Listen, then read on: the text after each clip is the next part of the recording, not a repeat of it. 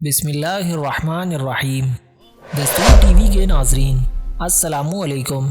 ناظرین، تاریخی ڈرامے تاریخ سکھاتے ہیں، لیکن بعض اوقات یہ حساسیت کا ایک ایسا پٹارا کھول دیتے ہیں جسے موجودہ دور میں سنبھالنا میڈیا کے لیے ایک بڑا چیلنج بن جاتا ہے۔ ہم بات کر رہے ہیں ترکی کے میگا پروجیکٹ سلطان صلاح الدین ایوبی ڈرامے کی، جس کے اردو ڈب سیزن 2 نے پاکستان میں دھوم مچا رکھی ہے۔ لیکن پچھلے چند ہفتوں سے ایک اہم بحث میڈیا کے پس پردہ چھائی ہوئی ہے کہ ہم ٹی وی نے ڈرامے کے ایک انتہائی اہم اور نظریاتی طور پر چارج مکالمے کو اردو ڈب سے کیوں ہٹا دیا۔ یہ ڈرامہ نہ صرف صلیبی جنگوں کے خلاف عظیم مسلم سپہ سالار سلطان صلاح الدین ایوبی کی سوانح حیات پیش کرتا ہے، بلکہ مسلم دنیا کے اندرونی حالات، خلفشار اور سیاسی کشمکش کو بھی زیر بحث لاتا ہے۔ لیکن حال ہی میں اس ڈرامے کے ایک نہایت ہی اہم اور تاریخی اعتبار سے حساس سین کو پاکستانی نشریاتی ادارے نے بظاہر مکمل طور پر کاٹ دیا۔ یہ سین مصر میں فاطمی خلیفہ اور سلطان صلاح الدین ایوبی کے درمیان ہونے والے ایک مکالمے پر مبنی تھا، جس میں اصل اذان کی بحالی کا ذکر کیا گیا تھا۔ آج کی اس تفصیلی ویڈیو میں ہم اسی متنازع مکالمے کی تاریخی نوعیت، اسے کاٹنے کی ممکنہ وجوہات اور اس اقدام کے وسیع تر اثرات کا گہرائی سے تجزیہ کریں گے۔ اگر آپ بھی تاریخی ڈراموں میں کی جانے والی تبدیلیوں اور سینسرشپ پر تشویش رکھتے ہیں تو یہ ویڈیو آپ کے لیے ہے۔ ویڈیو کو آگے بڑھانے سے پہلے آپ سے گزارش ہے، اگر آپ نے ابھی تک ہمارے چینل کو سبسکرائب نہیں کیا تو ابھی نیچے دیے گئے لال بٹن پر کلک کر کے چینل کو لازمی سبسکرائب کر لیں۔ ناظرین، سب سے پہلے اس واقعے کے پس منظر کو سمجھنا ضروری ہے۔ سلطان صلاح الدین ایوبی کی زندگی کا ایک اہم موڑ مصر کی فاطمی خلافت کا خاتمہ ہے۔ یہ خلافت ایک شیعہ اسماعیلی خلافت تھی جو تقریباً 2 صدیوں سے مصر اور شمالی افریقہ کے ایک بڑے حصے پر حکمرانی کر رہی تھی۔ ان کے دور اقتدار میں مذہبی اور فقہی معاملات میں ان کا اپنا نقطہ نظر غالب تھا۔ سلطان صلاح الدین ایوبی، جو خود ایک سنی کرد تھے، پہلے سلطان نور الدین زنگی کے وزیر کے طور پر مصر آئے اور بعد میں فاطمیوں کو شکست دے کر سن 1171 عیسوی میں خلافت کا خاتمہ کیا۔ یہ ایک بہت بڑی تاریخی اور سیاسی تبدیلی تھی۔ اس تبدیلی کا ایک اہم پہلو یہ تھا کہ فاطمی خلافت کے دور میں رائج مذہبی عمل اور رسومات کو عباسی خلافت کے تحت لایا گیا، جو سنی عقائد کے مطابق تھے۔ اسی تناظر میں اذان کی بحالی کا معاملہ پیش آیا۔ تاریخی طور پر سنی اور شیعہ اذانوں میں بعض اضافی کلمات کا فرق پایا جاتا ہے۔ فاطمیوں کے خاتمے کے بعد سلطان صلاح الدین ایوبی نے مصر میں وہ اذان دوبارہ نافذ کی جو سنی مسلمانوں میں رائج تھی۔ ڈرامے میں کاٹے گئے سین میں اسی اذان کی بحالی کے تاریخی اقدام کو فاطمی خلیفہ کے سامنے ایک چیلنج کے طور پر پیش کیا گیا، جو کہ شیعہ سنی فقہی اختلافات کا براہ راست حوالہ ہے۔ تو آخر اس سین میں کیا تھا جسے ہم ٹی وی نے نشر نہ کرنے کا فیصلہ کیا؟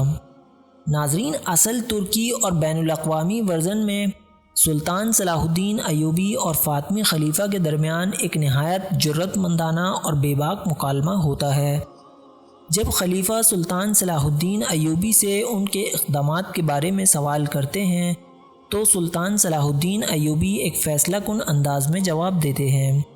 فاطمی خلیفہ اعتراض کرتے ہیں اور ناراضگی سے کہتے ہیں کہ آپ ہمارے دور کی روایات اور نظام کو بدل رہے ہیں، جس پر سلطان صلاح الدین ایوبی کھل کر کہتے ہیں کہ ہم نے فاطمیوں کے دور میں رائج ہونے والی رسومات کا خاتمہ کر کے اس ملک میں اصل اور صحیح اذان کو بحال کر دیا ہے۔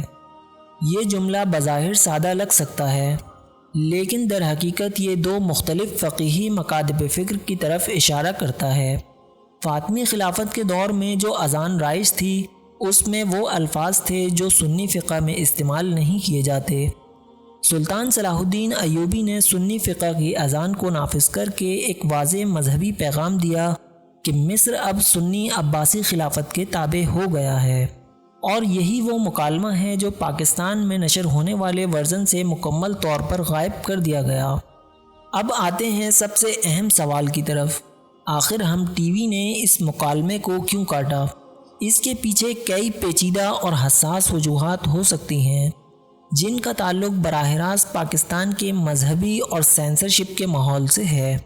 پاکستان ایک ایسا ملک ہے جہاں شیعہ اور سنی برادریوں کے درمیان تاریخی اور بعض اوقات شدید فقہی اختلافات موجود ہیں۔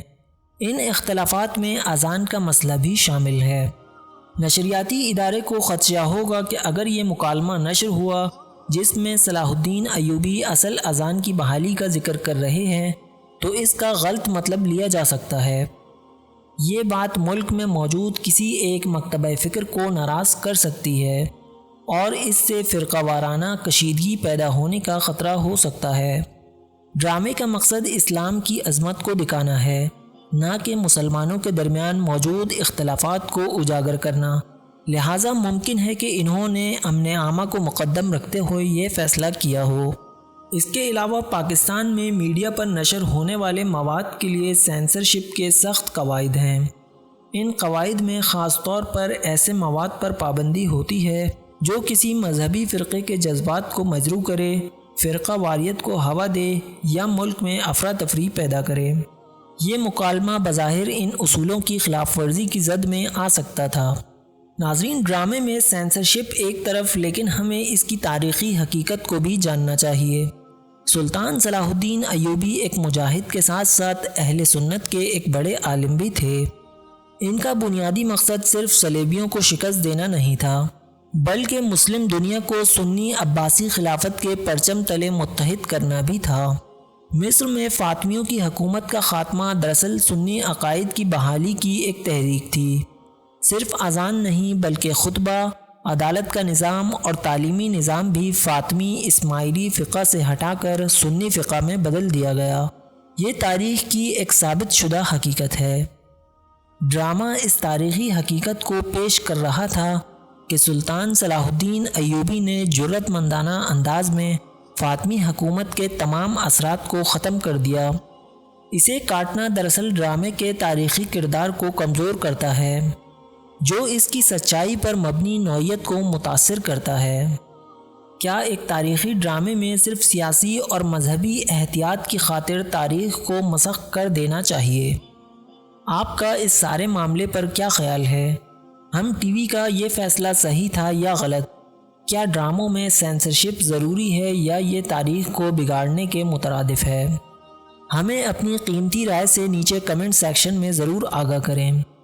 ناظرین، یہ تھی آج کی ویڈیو۔ امید کرتے ہیں آپ کو یہ ویڈیو پسند آئی ہوگی۔ ملتے ہیں بہت جلد ایک نئی تاریخی، تحقیقی اور معلوماتی ویڈیو کے ساتھ۔ جب تک کے لیے اللہ حافظ۔